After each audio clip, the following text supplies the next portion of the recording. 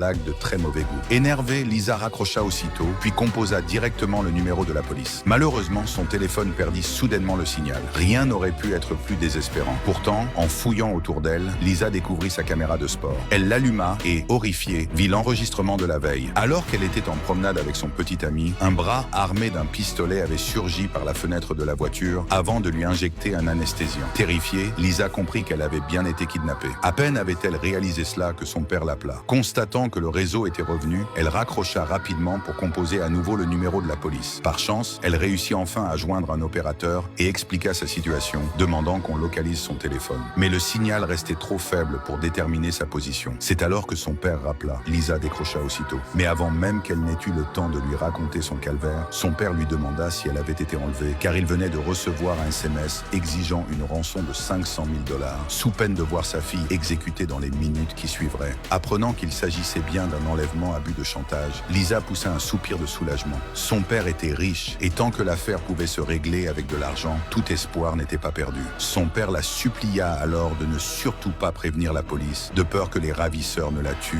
et l'assura qu'il allait préparer immédiatement la rançon en cash.